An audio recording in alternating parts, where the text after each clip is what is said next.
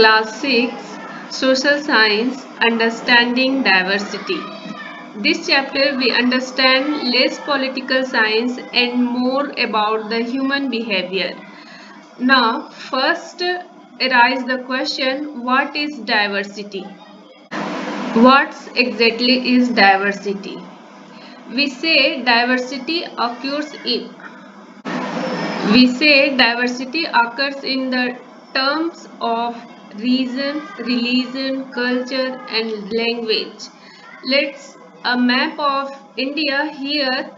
Person in Gujarat speak Gujarati language. A person in West Bengal region speak Bengali. A person in Kerala would Malayalam language. So that is the kind of diversity in the nation that can we see. Here, the various language shown that the depicting diversity. We say that India is predominantly Hindu society, but still have often religion like Jainism, Buddhism, Jews, Parsi, and Islam. That is prevalence across the country. Then we have different regions on based on the geographical, economical and based on the social conditions. Let's see based on the geographical condition, coastline region, plateau region and plain region.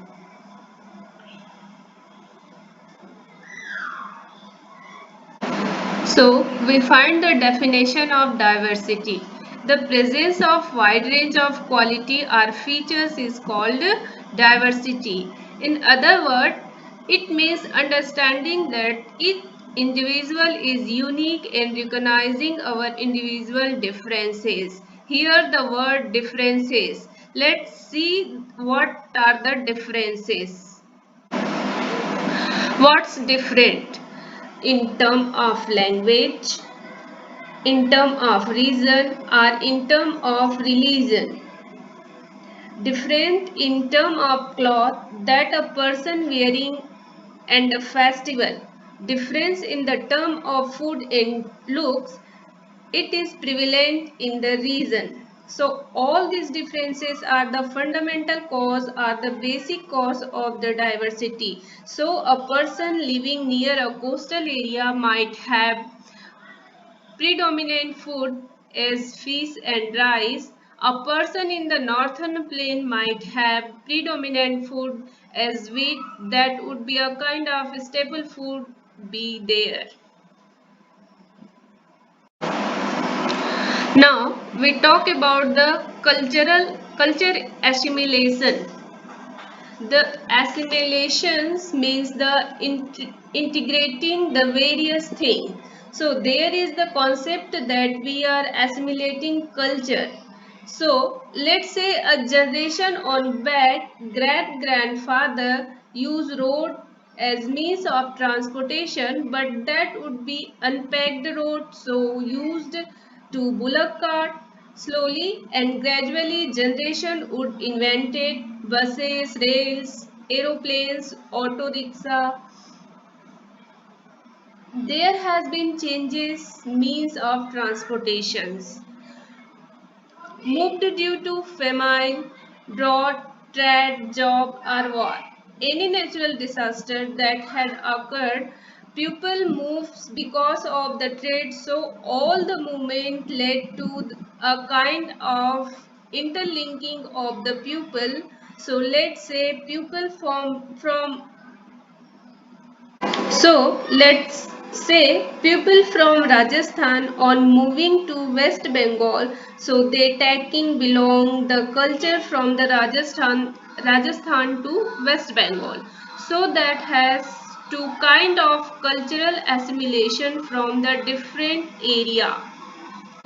Now, in this chapter, there has been coverage of two extreme regions of India. One is Ladakh and another is Kerala. So, what is the difference between lifestyle in the person living in the Ladakh region and a person living in the Kerala? Would be understood in in this section. First, we talk about the Ladakh. Ladakh is a region of cold desert. Sheep are commonly seen there. Here is the Pashmina wool that is the prevalent. People engaging in act of the sheep rearing and wool making. Meat and milk is the predominant food. Ladakh region was trade route from China to Tibet area. Textile, silk and spices are brought through these routes. This area influenced from both Buddhism and Islam. Here a kind of impact of China in this region. This region traditionally rich a kind of song and poetry. Now let's see the Ladakh region, that is a cold desert, and here is the traditional clothes and a kind of tea. This is called pink tea or butter tea. Let's come on the Kerala region. This region highly influenced by Arab traders. Arab travelers came to Kerala coast. Jews and Arab first came here. Vasco da Gama, a Portuguese, come here. The vegetation that is mainly seen here are the pepper, cardamom and cloves. This region is surrounded by sea, so many coast area that we have seen here. People involved in the act of spice cultivation and the fishing. Fishing net called chinawala and a kind of frying pan called china chatti. Rice and fish is the predominant food for the people living in this region. Look at the coastal area of Kerala. Predominant food of Kerala, cultivation of spices, main vegetation of Kerala, and here is the costumes, traditional costume of Kerala. Now we talk about the most important concept from this chapter is unity in diversity. Unity in diversity.